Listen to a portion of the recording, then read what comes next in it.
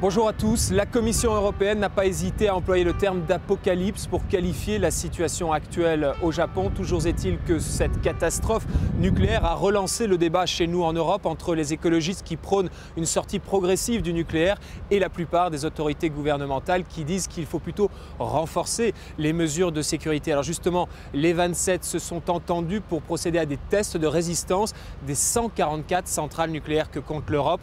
L'Europe peut-elle se passer du nucléaire ? C'est le thème de cette édition. Mais d'abord, un rapide coup d'œil à l'essentiel de l'actu européenne de la semaine. Bruxelles a remis sur la table son projet d'assiette commune pour l'impôt sur les sociétés. Le principe est de permettre aux entreprises opérant dans plusieurs pays de faire une même déclaration fiscale au lieu de se conformer aux différents régimes nationaux. Plusieurs pays, Irlande en tête, sont contre car ils y voient la première pierre d'une harmonisation fiscale.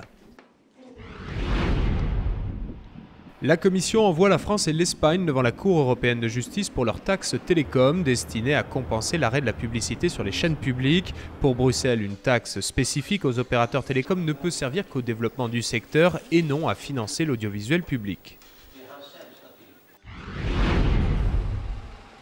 L'Europe compte pas moins de 16 millions de couples internationaux et lorsqu'ils se séparent, ils font face à un véritable casse-tête juridique pour le partage de leur maison ou de leur compte bancaire. Ils ne savent pas quelle loi s'applique. La commissaire à la justice Viviane Reding veut donc clarifier les choses. La cour compétente sera celle où la procédure de divorce aura commencé et celle-ci appliquera la loi que les époux auront choisie. Dans une offensive pour que les activités du Parlement européen soient regroupées à Bruxelles, les eurodéputés anti-Strasbourg ont fait voter la suppression d'une semaine de travail en Alsace en 2012 et 2013. Visiblement mécontent, Laurent Wauquiez a annoncé l'engagement d'un recours auprès de la Cour de justice. Le siège du Parlement européen, il est à Strasbourg. Ça n'est pas négociable. Donc ils veulent remettre ça en cause ? Très bien. On va utiliser tous les moyens pour défendre Strasbourg. Et s'il faut saisir la Cour de justice, on saisira la Cour de justice.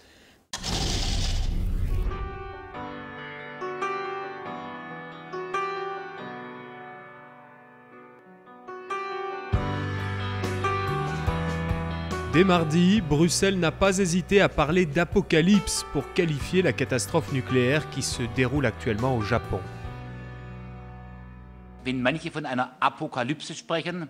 On peut parler d'apocalypse et je crois que le terme est particulièrement bien choisi.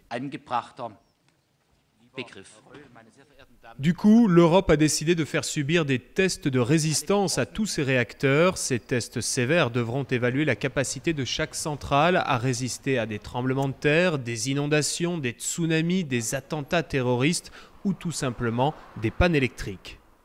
Nous nous trouvons ici à la centrale nucléaire de Tihange en Belgique, à 1 heure au sud-est de Bruxelles. Il n'existe pas moins de 144 centrales nucléaires comme celle-ci à travers l'Europe. 30% de l'électricité produite en Europe est d'origine nucléaire. Wim de Klerk, vous êtes le directeur de la centrale de Tihange. Ici, on est dans une réplique de la salle de commande. Je vous avoue, ça a l'air un petit peu rétro quand même. Ça date de quelle époque ?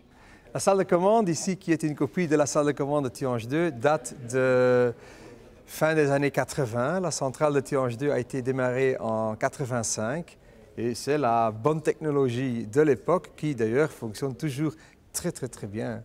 Aujourd'hui, quelle est l'évaluation que vous faites régulière de cette centrale en dehors de ce stress test européen qui va être organisé ? Oui. Ici en Belgique, tous les 10 ans, on fait une réévaluation globale du niveau de sûreté de toutes les unités. Et lors de cette évaluation de sûreté, on regarde par rapport aux critères de conception comment les exigences de sûreté ont évolué. L'Europe compte le plus grand nombre de centrales au monde et nos normes de sécurité sont globalement très élevées. Une directive européenne sur la sécurité nucléaire est en cours de transposition. Le Japon, ce n'est pas un pays du tiers-monde. Ils avaient quand même des centrales d'un certain niveau, avec des mesures de sécurité d'un niveau très élevé. Est-ce que nous, on est mieux protégés que les Japonais? Alors, je ne voudrais pas nous comparer, comme vous l'avez dit, les exploitants japonais sont des gens très professionnels, sont des gens très sérieux. Il y a évidemment des différences objectives. La combinaison, et on a vu à quel point cela avait été important dans ce qui se passe au Japon, la combinaison d'un tremblement de terre avec un tsunami a été un élément particulièrement perturbant dans la situation japonaise. Ici, la sismicité n'est pas la même qu'au Japon par nature. Est-ce que vous êtes équipé face à une attaque terroriste si un avion vient, par exemple, si un avion vient et veut percuter le réacteur, qu'est-ce qui se passe? Oui, prenons votre exemple effectivement d'un avion qui voudrait percuter ce réacteur que vous voyez là-bas.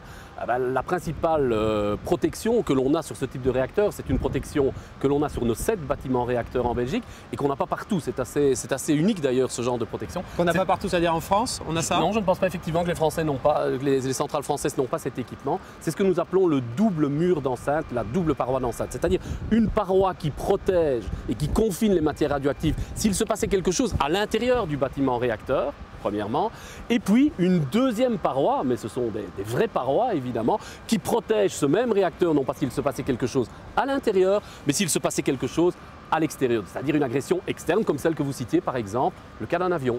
Entre nous, avec ce qui se passe au Japon, l'image du nucléaire, on prend un coup là en ce moment, non? Il est évident, on ne peut pas faire comme si ce qui se passait, ce serait d'ailleurs irresponsable, comme si ce qui se passait au Japon n'avait aucun effet sur le débat sur la place du nucléaire. Je pense que le débat nucléaire mérite une analyse qui ne soit pas émotionnelle. Le débat nucléaire mérite une analyse qui soit objective, qui soit basée sur les faits. Et il faut donc bénéficier de tous les retours d'expérience. Pour vous, le drame qui se produit actuellement au Japon, alors je ne veux pas utiliser le terme de chance, mais est-ce que c'est finalement une opportunité pour obliger l'Europe à sortir du nucléaire? C'est une obligation pour l'Europe de sortir du nucléaire. Qui va aller dire aux Japonais demain, il faut relancer le nucléaire dans votre pays, le nucléaire est la solution énergétique pour vous? Personne n'osera le faire. Et nous qui, aujourd'hui, échappons à la possible catastrophe nucléaire qu'il y a au Japon, nous ne prendrions pas l'opportunité, l'obligation morale d'éliminer au plus vite ce risque, mais de l'éliminer de manière responsable. Fermons les centrales les plus risquées et organisons la révolution énergétique, économie d'énergie, développement des énergies renouvelables. Une éolienne qui tombe, c'est pas dangereux. Une centrale nucléaire qui explose, ce sont des millions de personnes qui sont concernées et ce sont des territoires gigantesques qui seront interdits à la population pendant des décennies. Il y a une part de risque dans tout ce que les hommes font. On sait que quand on prend un avion, il y a des risques que cet avion se crache. Pour le nucléaire, est-ce que finalement c'est la même chose? On sait qu'il y a une part de risque d'avoir l'explosion d'une centrale. Finalement, est-ce que ce qui se passe actuellement au Japon, on est prêt à l'accepter, on est prêt à accepter que ça puisse se reproduire parce qu'on a besoin fondamentalement du nucléaire? Mais bien sûr, non seulement il faut l'accepter, mais il faut l'anticiper. Il faut regarder l'implantation des centrales et peut-être éviter de mettre des centrales nucléaires dans des endroits où il peut y avoir des tremblements de terre et aller sur des consensus internationaux, par exemple que le Japon ou d'autres États puissent éventuellement louer ou acheter en accord politique avec des États d'accueil pour mettre des centrales nucléaires à des endroits qui seront sécurisés. Probablement qu'une des leçons, ce sera que la démarche française est la bonne, c'est-à-dire l'excellence et les niveaux de standards les meilleurs du monde. Une majorité de pays européens ont des centrales nucléaires sur leur sol. La Belgique et l'Allemagne se sont engagés à sortir du nucléaire dans quelques années. D'autres, au contraire, comme la Pologne et l'Italie, cherchent à construire des centrales sur leur territoire. En Italie, la bataille politique est loin d'être gagnée. Le séisme de l'Aquila est encore dans toutes les têtes de la péninsule. Il n'appartient pas à l'Union européenne de choisir les sources d'énergie. C'est une compétence des États membres.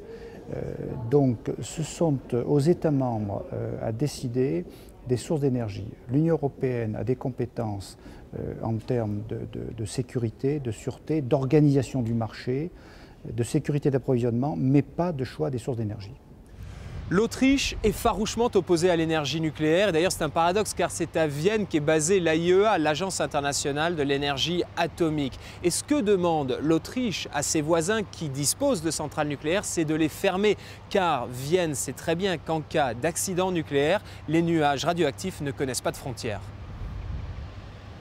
Élaborons une hypothèse. Si la France n'avait pas de nucléaire et qu'on voyait ce qui se passe au Japon et qu'il y avait des centrales au Royaume-Uni, au Luxembourg, en Belgique, en Suisse, en Italie, en Espagne, et qu'en gros, on était encerclés. Vous ne pensez pas que Nicolas Sarkozy dirait « Attendez, il y a un problème là. Si jamais vous avez un souci, on se retrouve tous sous votre nuage.